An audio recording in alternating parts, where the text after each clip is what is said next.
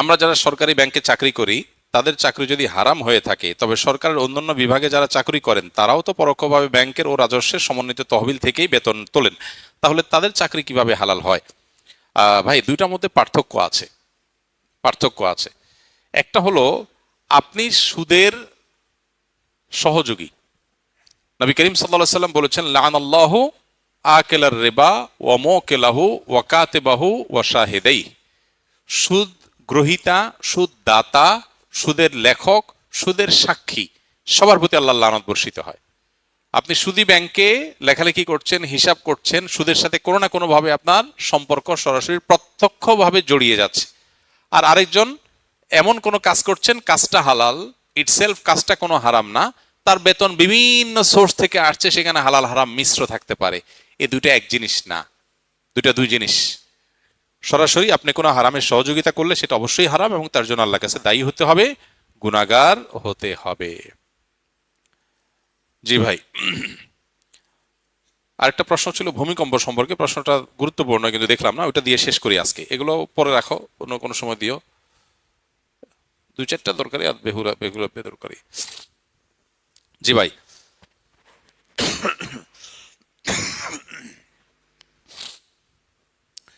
আমরা ইদানিংকালে লক্ষ্য করছি আমাদের দেশে এবং পৃথিবীর বিভিন্ন দেশে বেশ ঘন ঘন ভূমিকম্প হচ্ছে না? অনেক ঘন ঘন ভূমিকম্প হচ্ছে। দিন যত অতিবাহিত হচ্ছে ভূমিকম্পের পরিমাণ মনে হচ্ছে একটু বাড়ছে। এটা বিশেষ কোনো বিষয়কে ইন্ডিকেট করে কিনা কোরআন এবং হাদিসের আলোকে?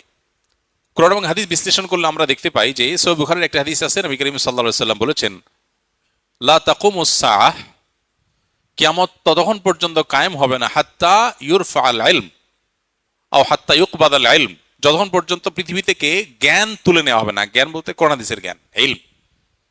এই ইলম তুলে নেওয়া হবে। পৃথিবীতে আলেম থাকবে, ইলম থাকবে না। হুজুর অনেক থাকবে, কিন্তু গভীর ইলম থাকবে না। তো ইলম এর আসল প্রাণ পৃথিবী থেকে উঠে যাবে। তারপর পৃথিবীর ধ্বংস হওয়ার সময় নিকটবর্তী হবে। এই হাদিসের এই পরের অংশে নবী আলাইহিস সালাম বলেছেন, ওয়াতাকফিরুজ জিলজাল বা জালাজিল, এবং ভূমিকম্পের পরিমাণ বাড়বে। কিয়ামত নিকটবর্তী হওয়ার আলামত হলো যে পৃথিবী থেকে এলেম উঠে যাবে, ভূমিকম্পের পরিমাণ বাড়বে। ওয়াতাকফিরুল ফিতান, এবং ফিতনার পরিমাণ বাড়বে। এবং ওয়াকফিরুল হারজ, এবং মৃত্যু, খুন খারাপ, এগুলোর পরিমাণ বাড়বে। এই হাদিসের মধ্যে, যেটি বুখারীতে বর্ণিত হয়েছে, এই হাদিসের মধ্যে পরিষ্কারভাবে বোঝা গেল পৃথিবীর বয়স আয়ু শেষ হয়ে মহাপ্রলয়, বরং কিয়ামত নিকটবর্তী হওয়ার আলামত, ছোট আলামত আছে প্রায় 130টার বেশি। এটা নিয়ে আমাদের ছোট্ট একটা ছোটি বই আছে, সৌদি আরবের শেখ মোহাম্মদ আল আরিফি, ওনার একটা বই আছে, ওইটার আলোকে, বইটা লেখা আমাদের অনেক আগের। ওখানে কিয়ামতের 141 আলামত নামে ছোট্ট একটা ছোটি বই ছিল, বইটা আমরা আবার প্রকাশ করবো ইনশাআল্লাহ। এই বইয়ে ওই 131 যে ছোট আলামত আছে, ছোট আলামত বলতে যেগুলো অনেক আগে থেকে দেখা দিবে, এই আলামতগুলোর ভিতরে একটা এই হাদিসের আলোকে উল্লেখ করা হয়েছে যে পৃথিবীতে ভূমিকম্পের পরিমাণ বাড়বে কিয়ামতের আগে। কিয়ামতের সময় কাছাকাছি আসলে যত কাছাকাছি হবে ভূমিকম্পের পরিমাণ বাড়বে। বৈজ্ঞানিক বহু ব্যাখ্যা আছে, কিন্তু কোরআন এবং হাদিস যখন বলে কোনো কিছু এবং সেটা যখন বাস্তবে খাটে, এটার বৈজ্ঞানিক কোনো ব্যাখ্যা খুঁজে পাওয়া যায় না। পৃথিবীতে 500 বছর আগে এটা হয় না, এখন কেন হয়েছে? অনেক উত্তরই সায়েন্স বা বিজ্ঞান দিতে পারবে না, কিন্তু কোরআন হাদিসে বলা আছে কি আমাদের আগে এখন এটা হবে, তখন এটা হবে। এগুলোর বেশিরভাগ, এই যে নবী সাল্লাল্লাহু আলাইহি ওয়াসাল্লাম যে সময় ভবিষ্যদ্বাণী করে গেছেন 131টা কিয়ামতের আগে, এর বেশিরভাগ কিন্তু ঘটে গেছে, এর বেশিরভাগ বাস্তবায়িত পৃথিবীতে হয়ে গেছে। এটাই হলো তার আল্লাহর নবী এবং রাসূল হওয়ার অনেক বড় একটা প্রমাণ। তো যাই হোক, পৃথিবীতে এই যে আপনার ভূমিকম্পের পরিমাণ বাড়বে, এটা কি আমাদের আলামতের মধ্যে থেকে একটা। আমাদের উচিত হলো ইস্তেগফার করা, আল্লাহর দিকে ধাবিত হওয়া, নির্মাণ সংক্রান্ত যে সমস্ত নীতিমালা আছে, গাইডলাইন আছে, সেগুলোকে ফলো করা। আমাদের কর্তৃপক্ষের উচিত হলো এ ধরনের, আল্লাহ না করুন, অনাকাঙ্ক্ষিত কোনো পরিস্থিতি আমাদের মতো এরকম ঘন বসতির এই শহরে যদি হয়, এই অনিয়ন্ত্রিত আপনার নিয়ম বহির্ভূত ভাবে বেড়ে ওঠা ভবনগুলোর শহরে যদি হয়, আল্লাহ না করুন, তাহলে কি হবে সেটা একমাত্র আল্লাহ ভালো জানেন। এই জন্য যথাযথ ব্যবস্থা গ্রহণ করা দরকার। হয়তো কিছুটা ব্যবস্থা গ্রহণ করাও হচ্ছে, কিন্তু অবশ্যই সেটাকে আরো জোরদারভাবে, জোরালোভাবে করা দরকার, যাতে আল্লাহ না করুন কোনো বড় ভূমিকম্প হলে, কোনো বিপদ হলে আমরা যেন একে অন্যকে উদ্ধার করার রাস্তাটা অন্তত খোলা থাকে। এক্ষেত্রে নির্মাণ বিধিটা আমাদের সবারই মেনে চলার চেষ্টা করা দরকার। আপনারা যে মসজিদে বসে আছেন, আসুন্নাহ ফাউন্ডেশন মসজিদ কমপ্লেক্স, আলহামদুলিল্লাহ এই মসজিদ নির্মাণের শুরুর দিকে যখন আলোচনা হয় যে আমরা এটাকে কিভাবে নির্মাণ করব, তখন আমাকে অনেকে বলেছিল যে ঢাকায় মসজিদগুলোর জন্য প্ল্যান পাস করতে হয় না, রাজুক থেকে প্ল্যান পাস করতে হয় না, আমরা এটার জন্য প্ল্যান পাস করার দরকার নাই, যে পরিমাণ জায়গা ছাড় টাড় দিতে দিতে হয় এগুলো মসজিদের জন্য লাগে না, কেউ দেখতেও আসে না, এটা নিয়ে কড়াকড়িও করে না, এটা সয়ে নেয়, সহনীয় এটা। আমি বললাম না, এটা আমি কেন করব? নির্মাণ বিধি মেনে চলা সবাই নিরাপত্তার জন্য দরকার। তো নিরাপত্তার জন্য দরকার যেটা, শৃঙ্খলার জন্য যেটা দরকার, সেটা মেনে চলার শিক্ষা ইসলাম দিয়েছে। সেটা মসজিদ তো আগে পালন করবে। মসজিদ কেন ভায়োলেশন করবে? মসজিদকে কেন ভায়োলেশন করানো হবে মসজিদকে দিয়ে? এটা তো উচিত হবে না। বলে যে না, ভায়োলেশন করলে আমরা অনেক বেশি জায়গা পাবো, অনেক বড় করতে পারবো, আমরা একটু ছোট হোক। আপনারা দেখেন ডানে অনেক জায়গা, বামে অনেক জায়গা ছাড়া হয়েছে, দেখবেন অনেক জায়গা ছাড়া হয়েছে, বলে এগুলো নেওয়া যাইতে ভিতরে, আমরা না, নেওয়ার দরকার নেই। আল্লাহর ঘর, এখান থেকে মানুষ নীতি এবং আদর্শ শিখবে। এখান থেকে যদি ভায়োলেশন শিখে তাহলে মানুষ শিখবে কোত্থেকে? শুধু ওয়াজ থেকে শিখবে? মসজিদ নিজেই তো, মসজিদের অবস্থান থেকেও তো মানুষ শিখবে। তাই আমি বললাম না, এটা হতে পারে না। আলহামদুলিল্লাহ আমরা বললাম যে বাংলাদেশে কোন মসজিদ আপনার প্ল্যান পাস করছে, কে করে নাই, কোন মসজিদকে দিয়ে মসজিদ কমিটির লোকজন ভায়োলেশন করছে আর করে নাই, এগুলো আমাদের জানা নাই। তবে আমরা এগুলোকে সঠিক মনে করি না।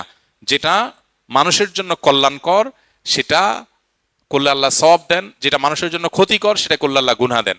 অতএব একজন ইমানদার তিনি কোন অবস্থাতেই মানুষের জন্য ক্ষতিকর কিছু করতে পারেন না। মসজিদ শুধুমাত্র নীতিবাক্য বলার জায়গা না, মসজিদ থেকে নীতিবাক্য প্রতিষ্ঠার জায়গা। আমি গ্রামে গিয়েছি গত 4-5 দিন আগে, চেয়ারম্যান সাহেব আসছে দেখা করতে। চেয়ারম্যান সাহেব আমাকে বললো, ভাই একটা বিপদ। কি? বলো যে আমাদের ইউনিয়নের পাশ, ঠিক বর্ডারে পার্শ্ববর্তী ইউনিয়নের একটা কেস আমার কাছে আসছে। তো সেখানে এলাকার লোকজন, একজন অসহায় মহিলা, তার জায়গা কিছু একটু ঝামেলা জায়গাতে আছে, ঝামেলা আছে দেখে ওইটাতে মসজিদ বানায় ফেলছে। এখন সবাই নামাজ কালাম পড়তেছে, মহিলা ভয়ে তো আর কিছু করতে পারে না। ওটা এখন মসজিদ হওয়ার কারণে সবাই ওইটার প্রতি খুব সিম্প্যাথি, হ্যাঁ মসজিদের জায়গা রক্ষা করতে হবে, তাহলে আল্লাহ খুশি হবে। মসজিদের জায়গা রক্ষা করতে গিয়ে যদি মহিলার দুইটা ধাক্কাও দেওয়া যায়, যেহেতু আল্লাহর ঘরের জন্য লড়াই করবো, তাহলে কি হবে? আল্লাহ খুশি হবে। তো চেয়ারম্যান সাহেব আমার কাছে আসছে, ভাই এই হলো ক্রাইসিস এলাকাতে। আমি বলি যে আল্লাহ তো খুশি হবে না, আল্লাহ মায়েরার দুইটা বাড়াই দিবে ওইটারে, সম্ভাবনা আছে। কেন? কারণ আল্লাহ যদি জিজ্ঞেস করে, বেটা তুই নিজের জন্য চুরি করলে একটা ব্যাপার হইতো, তুই আমার ঘরের জন্য চুরি করছস, মানে মসজিদে তুই আসামের কারগা দয়া করছ, তো মাইতো তো ডাবল হবে। সারা জীবন আকাম কুকাম করে, চুরি ডাকাতি দুর্নীতি 2 নম্বরই সুদ ঘুষ খায়া, পেটে বদহজম করে, এরপরে বুড়া বয়সে মসজিদ কমিটির সদস্য হইয়া মনে করে সারা জীবন তো নিজের জন্য করলাম, এটা আল্লাহর জন্য করি। তাইলে যদি কাটাকাটি হয়, মায়ের আরো বরং ডাবল পড়বে। খুবই জঘন্য কথা। বেশিরভাগ মসজিদ কমিটির লোকেরা এই বিষয়গুলোকে খেয়াল করেন না, তাদের উচিত আল্লাহকে ভয় করা। আমি একটা মসজিদে অনেক কয়েক বছর আগে মসজিদের সামনে দিয়ে গাড়ি দিয়ে যাচ্ছিলাম, দেখি যে মসজিদের যে চৌহদ্দি, ঢাকা শহরে তো ছোট ছোট জায়গা, চিপা চিপা জায়গা, রাস্তার পাশে মসজিদ, ওই চৌহদ্দি পার হইয়া মসজিদের সিঁড়ি স্লোপ করে ওই লোকজন ওঠার জন্য রাস্তা 1-1.5 ফিট জায়গা দখল করে ফেলছে, রাস্তার উপরে চলে গেছে। এমনি ছোট রাস্তা, একটা গাড়ি গেলে আরেকটা ক্রস করা যায় না, এর মধ্যে আবার 1-1.5 ফিট দখল করছে মসজিদের সিঁড়ি। কেন? সিঁড়িটা একটু ভিতরে দিলে কি হইতো? মসজিদে একজন লোক কম দাঁড়াইতে পারতো, কিন্তু রাস্তাটাতে দখল হইতো না। তো রাস্তার জায়গায় মসজিদের সিঁড়ি আনা কি জায়েজ হয়েছে? এই রাস্তা তো মসজিদের জন্য, রাস্তা তো চলাচলের জন্য। এখন মসজিদ কেউ কিছু বলবে না, কমিশনার সাহেব কিছু বলবে না, কেউ ভয়ে বলবে না, সেজন্য আপনি দখল করলেন। এ তো মাস্তানি। মাস্তানি যদি মসজিদে দিয়া করেন তাহলে মানুষ শিখবে কোন জায়গা থেকে? খুবই জঘন্য কথা। আপনারা যদি কোনো মসজিদ মাদ্রাসার সাথে জড়িত থাকেন, খবরদার, মসজিদ মাদ্রাসা দিয়ে মানুষের হক নষ্ট করা যাবে না।